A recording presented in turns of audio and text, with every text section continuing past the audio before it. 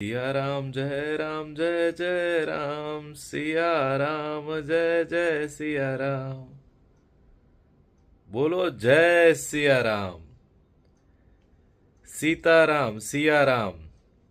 जब भी भगवान श्री रामचंद्र जी का नाम लिया जाता है, उनको उनकी अर्धांगिनी सीता के साथ याद किया जाता है।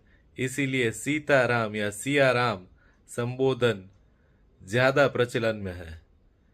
और आज की ये स्टोरी टेलिंग, ये महागाथा जो बहुत ही रसप्रद इसलिए है क्योंकि आज इस कलयुग के अंदर जब सास और बहू के ऊपर ऐसी टीवी सीरियलें बन रही है जिसमें सास और बहू के संबंध बहुत कटु और बहुत ही पीड़ादायक बताए जाते हैं, आज हम रामायण के उस खंड की बात करने वाले हैं जब एक सास ने अपनी बहू को बहुत ही बड़ा भवन उपहार के स्वरूप दिया। जी हाँ, माता कैकेयी को ऐसे तो भगवान श्री राम को वनवास देने के निमित्त हेतु माना जाता है, किंतु जब श्री राम और सीता का विवाह हुआ था और नवविवाहित दंपति को, खास करके अपनी पुत्रवधू सीता को, कनक भवन बहुत ही भव्य महालय उनको उपहार के तरह दिया गया था।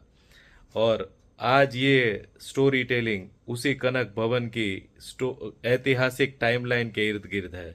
जी हाँ, आज से 5100 वर्ष पूर्व जब प्रभु श्री राम अपनी अर्धांगिनी सीता को विवाह करके जब अयोध्या आए थे, तब उनकी माता कैकेयी ने सीता और राम को उपहार स्वरूप कनक भवन नामक बहुत ही भव्य महालय उनको उपहार में दिया था। और यहीं पे सीता और श्री राम कई अपना काफी समय यहाँ पे बिताया करते थे। और आगे चल के यह एक भव्य मंदिर के स्वरूप में परिवर्तित हुआ और भगवान श्री राम और सीता के बाद यहाँ पे उनके पुत्र कुश ने भव्यति भव्य कनक महल का जीर्णोद्धार करके उसकी भव्यता और बढ़ाई। किंतु काल के थपेड़ों में जब त्रेता से द्वापर युग में आते आते यह मंदिर कहीं खो सा गया, तब श्री कृष्ण ने स्वयं, जो कि स्वयं ही श्री हरि विष्णु के अवतार है, श्री कृष्ण और उनकी अर्धांगिनी रुक्मिणी ने यहाँ पे आके भगवान श्री राम और सीता की मूर्तियां यहाँ पे, जो बहुत ही आस्था से पूजा करने वाली एक स्त्री थी, उनको दिया। और उनको यह भी सूचित किया कि जब आप अब वैकुंठ जाए तब इस मूर्ति को भी अपने साथ ले जाए, क्योंकि कलयुग में यहाँ पे एक बहुत ही बड़ा राजा आके बहुत ही भव्य महल यहाँ पे बनाएगा और इसी महल के स्थान पे उसका जीर्णोद्धार करवा के ये महल बनाएगा। जैसे भगवान श्री कृष्ण भविष्य, वर्तमान और भूत सभी जानते हैं, उनकी यह वाणी सत्य हुई। और कलयुग में जब ये मंदिर का जीर्णोद्धार, ये महालय का जीर्णोद्धार अनिवार्य हुआ, तब महाप्रतापी राजा विक्रमादित्य ने इस मंदिर का जीर्णोद्धार करवाया और वहां पे और एक माता सीता और प्रभु श्री राम की मूर्ति वहां पे प्रस्थापित की।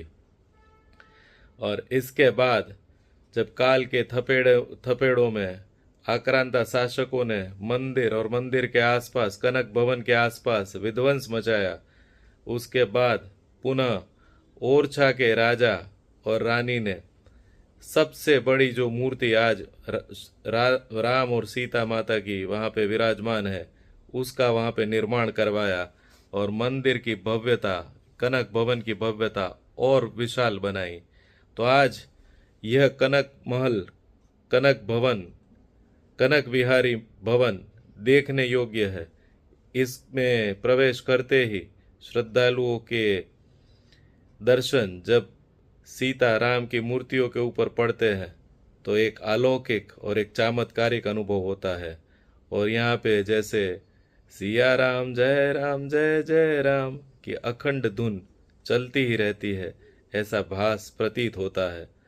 तो आज इस कलयुग के अंदर जब सास और बहू के संबंध हास्यास्पद और दर्दनीय होके उसका वृत्तांत बताया जाता है, रामायण जैसे महाग्रंथ हमें ये भली भांति सिखाते हैं कि सौतेली सास भी अपनी पुत्र वधू को कितना स्नेह और कितना प्रेम करती थी, और आज भी वो धरोहर अपनी यह गाथा एक संस्कार के रूप में हमें सिखा रहे हैं कि काल कोई भी हो, सतयुग, द्वापर, त्रेता, कलयुग, कोई भी कालखंड क्यों ना हो, संबंध वो अपनी आध्यात्मिक संस्कार के ऊपर निर्भर करते हैं।